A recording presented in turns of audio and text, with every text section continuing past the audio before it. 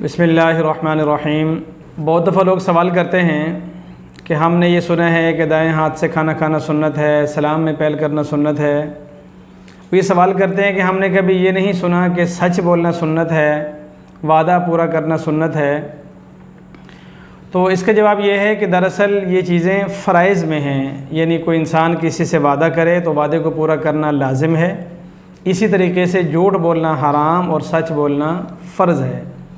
इसी वजह से चूँकि ये फ़राइज़ के दर्जे में हैं तो इनको फ़र्ज़ के दर्जे में बताया जाता है और इन पर अमल करना ये लाजिम होता है। एक सवाल बस औक़ात लोग ये करते हैं कि जब कुरान पाक में मुनाफ़िकीन को जहन्नम के निचले दर्जे में जाने की सज़ा दी गई है तो बहुत दफ़ा हम लोग अमली तौर पर निफाक का मुज़ाहरा करते हैं, तो क्या मुसलमान अगर मुनाफ़क़त करता है तो क्या वो भी जहन्नम के निचले दर्जे में होगा? इसका जवाब हदीस पाक में है। आप सल्लल्लाहु अलैहि वसल्लम का फ़रमान है कि मुनाफ़िक की 3 निशानियाँ हैं। उनमें से आपने फ़रमाया कि एक, जब बात करे तो झूठ बोले, नंबर 2, वादा करे तो वादा खिलाफ़ी करे, और जब उस पर कोई चीज़ बतौर अमानत रखवाई जाए तो उसके अंदर वो ख़यानत करे। इस लिहाज से ये मालूम हुआ कि ये काम जो है, यानी झूठ बोलना, ये मुनाफ़िक का काम है, मुसलमान का काम नहीं है। लिहाजा ये बात हमेशा याद रख लेनी चाहिए कि एक अच्छे सुलझे हुए मुसलमान की शान और निशानी ये है कि हमेशा सच बोलता हो। और हम अपनी ज़ात को अगर तामीर करते हैं तो हमें अपने अंदर सच्चाई पैदा करनी है और झूठ से अपने आप को दूर करना है। झूठ की बदबू से जो है वो फ़रिश्ते मुसलमान बंदे से दूर हो जाते हैं। जहाँ तक मुनाफ़क़त का मामला है तो मुनाफ़क़त 2 तरह की होती है। एक है एतक़ादी निफ़ाक़, यानी अक़ीदे के लिहाज से इंसान मुनाफ़िक़ हो, और दूसरा है अमल के लिहाज से इंसान के अमल में निफ़ाक़ पाया जाए। अक़ीदे के लिहाज से मुनाफ़क़त का मतलब ये है कि इंसान काफ़िर हो, जो उसका ईसाई, यहूदी, हिंदू, सिख जो भी मज़हब हो वो रहे, और अपने आप को ज़ाहरी तौर पर वो मुसलमान ज़ाहिर करता हो, मुसलमानों वाला लुबादा ओढ़ लेता हो, उनका किरदार अपना लेता हो और उनके अंदर शामिल हो जाता हो। जैसे नबी करीम सल्लल्लाहु अलैहि वसल्लम के ज़माने के मुनाफ़िकीन थे तो वो जो उनका शिरक वाला मज़हब था, ईसाइयत था, यहूदियत था, ये जो भी था, वो पक्के ठक्के काफिर थे। लेकिन मुसलमानों की मस्जिदों में आ जाते थे, वैसा लिबास पहन लेते थे, वैसे आमाल कर लेते थे, वैसा रूप धार लेते थे, और मुसलमानों को ये लगता था कि शायद मुसलमान हैं, लेकिन अल्लाह के कागज़ों में वो काफिर थे, काफिर रहे। और फिर नबी करीम सल्लल्लाहु अलैहि वसल्लम ने सहाबा कराम को बताया कि फ़लाँ फ़लाँ मुनाफ़िक़ है, और सूरतुल मुनाफ़िक़ून के रोशनी में बहुत सारे लोगों का निफ़ाक़ ज़ाहिर भी हो गया था। आजकल के हालात में बहुत सारे लोग हैं जो दूसरे मुल्कों से दूसरे मुल्कों में जाते हैं। मसलन हमारे मुल्क में कोई तक़रीबकार आते हैं तो यहाँ आकर वो मुसलमानों का रूप धारते हैं, उनका लुबादा ओढ़ते हैं, यहाँ तक कि नमाज, कलमे, दुआएँ वग़ैरह वो सारी पहले सीख के आते हैं। यहाँ आकर वो ज़ाहिर करते हैं कि वो मुसलमान हैं, हालांकि वो यहूदी या ईसाई या हिंदू या सिख अपने पक्के मज़हब पर होते हैं। जैसे ही उनके वो मुद्दत मुलाज़मत या ज़िम्मेदारी ख़त्म होती है तो बॉर्डर क्रॉस करते ही वो वापस अपने ईसाई या यहूदी या हिंदू या जो भी मज़हब होता है उसी के अंदर वो वापस पहुँच जाते हैं। हम यहाँ शायद उनको समझ लेते हैं कि मुसलमान थे, हालाँकि वो नहीं थे। तो ये जो निफ़ाक़ है कि इंसान पक्का काफिर हो और ज़ाहरी तौर पर वो ये ज़ाहिर करे कि मैं मुसलमान हूँ, ये एतक़ादी निफ़ाक़ है। इन मुनाफ़िकीन के बारे में है कि ये जहन्नम के निचले दर्जे में होंगे, क्योंकि एक काफिर हैं उसकी वजह से भी जहन्नम, नंबर 2 इस्लाम का लुबादा ओढ़ कर उन्होंने धोखा दिया, इस्लाम के साथ मजाक किया, इस बिना पर उनकी सज़ा दूसरे काफिरों से दुगनी हो जाती है। दूसरी तरफ बस औक़ात अमलन, जैसे हदीस पाक में बताया गया कि अगर कोई वादा खिलाफ़ी करता है तो वो मुनाफ़िक, यानी उसकी निशानी।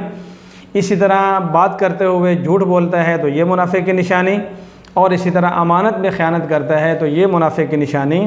तो ये अमली निफ़ाक़ है, इससे भी बचना चाहिए, ये भी हराम है, इंसान सख्त गुनहगार होता है। लेकिन अगर कोई ऐसा कोई भी अमल करता है जिससे उससे मुनाफ़क़त ज़ाहिर होती है तो ये अमली निफ़ाक़ होगा। इसकी बिना पर जो उसकी सज़ा है दुनिया या आखिरत में वो भुगतनी पड़ेगी, और ईमान की वजह से हो सकता है अल्लाह रब्बुल इज़्ज़त की बख्शिश करके जन्नत के अंदर उसका फ़ैसला फ़रमा दें। बहरहाल अगर हमारे अंदर खुदा न खास्ता कोई ऐसी बात पाई जाती हो, बिलखसूस ये 3 निशानियाँ मुनाफ़क़त वाली, इससे बाहर कैफ हर मुसलमान को गुरेज़ करना चाहिए। छोटा हो, बड़ा हो, बच्चा हो, बूढ़ा हो, मज़दूर हो, कारोबारी हो, कोई भी हो, तो ये ख्याल कर ले कि कम से कम मेरे अंदर पैगंबर की बताई हुई मुनाफ़िकों वाली 3 निशानियाँ नहीं होनी चाहिए। उनमें से एक झूठ, दूसरे नंबर पर वादा खिलाफ़ी और तीसरे नंबर पर फ़्रॉड, ख़यानत, कोई भी ऐसा अमल जो हमारे लिहाज से हमें मुनाफिक बनाता हो। इससे अलावा भी अल्लाह ताला ने हमें सच्चाई का, सफाई का, सुथराई का और कौल और फ़ेल के अंदर मुआफ़क़त का हुक्म दिया है। इसके अंदर अगर तज़ाद होता है तो ये भी एक लिहाज से हम अमलन निफाक का शिकार हो जाते हैं। तो बहरहाल इस लिहाज से ये देखना होगा कि अगर खुदा न खास्ता हमारे अंदर बतौर मुसलमान अमली निफाक है तो हमें उससे गुरेज़ करना चाहिए, उससे बचना चाहिए। और इसी से मालूम होता है कि झूठ बोलना वो इतना संगीन गुनाह है कि पैगम्बर अलैहिस्सलाम की ज़बान के मुआफ़िक वो मुसलमान हो ही नहीं सकता कि हो मुसलमान और झूठ बोले। हुज़ूर ने फरमाया नहीं, अगर वो झूठ बोल रहा है तो मेरे नज़र में ये मुझे मुनाफिक लगता है, और ये हुज़ूर ने इसको बतौर मुनाफिक निशानी बताई। तो इस लिहाज से हमें ख़ुद भी और बिलखसूस अपनी औलाद को बचपन से ही ये बात ज़हन-नशीन कर देनी चाहिए कि अगर आप मुसलमान हैं तो फिर उसके बाद कभी भी हम आपके अंदर ये 3 मुनाफ़िकों वाली निशानियाँ हरगिज़ ना देखें। और इसी तरह बतौर उस्ताद भी अगर हम अपने तलबा के अंदर ये बात ज़ाहिर करते हैं, शेयर करते हैं कि भाई ये 3 अलामात हैं जो हुज़ूर अलैहिस्सलाम ने मुनाफ़िकों की निशानी बताई, लिहाजा कुछ से कुछ हो जाए, कारोबार ख़राब होता है, कोई डील ख़राब होती है, कोई झगड़ा होता है, कोई लड़ाई होती है, कुछ भी होता है, कोई आफत टूट पड़ती है, यहाँ तक कि मुलाजमत जाती है, लेकिन मुनाफ़िकों की निशानी हम किसी भी सूरत के अंदर पैदा नहीं कर सकते। इसी तरीके से अगर किसी से हम वादा कर लें, उसके साथ इंशाअल्लाह कहकर वादा दे दें, तो फिर कुछ से कुछ हो जाए, हमें अपना वादा लाजमी तौर पर पूरा करना चाहिए। अगर नहीं करते तो इसका मतलब ये है कि हमने अपने ऊपर एक मुनाफ़िक़त की निशानी पैदा कर ली। और इसी तरह माशरे में रहते हुए हमें बहैसियत एक ज़िम्मेदार पाकिस्तानी और बहैसियत ज़िम्मेदार मुसलमान इन मामलात की हौसला शिकनी करनी चाहिए और लोगों को इससे आगाह करना चाहिए कि हम एक पाकिस्तानी कौम हैं, मुसलमान कौम हैं। हमारा कुछ एक शिआर होना चाहिए, अलामत और निशानी होनी चाहिए, और वो ये होने चाहिए कि हम पहले मुसलमान और फिर पाकिस्तानी हैं। लिहाजा ये तय हो जाए कि हमारे माशरे का हर फ़र्द वो गुफ्तगू के अंदर सच्चाई लेकर आए, अमानत के लिहाज से वो पक्का अमानतदार हो, और इसी तरह वादे के लिहाज से जो वादे को पक्का अदा करने वाला हो। इसी तरीके से अगर कोई ये कहते हैं कि हमने ये बात नहीं सुनी कि भाई सच बोलना सुन्नत है, तो जवाब ये है कि सच बोलना सुन्नत है और सुन्नत होने के साथ साथ फ़र्ज़ भी है। इसी तरीके से वादा पूरा करना सुन्नत भी है और सुन्नत होने के साथ साथ हम पर लाजिम भी है। इसी तरीके से अमानत के अंदर अमानतदारी इख्तियार करना, ख़यानत से बचना, ये हमारे ज़िम्मा लाजिम है। अगर कोई ख़यानत करता है तो वो हराम का इर्तिकाब करता है, तो ये भी सुन्नत है।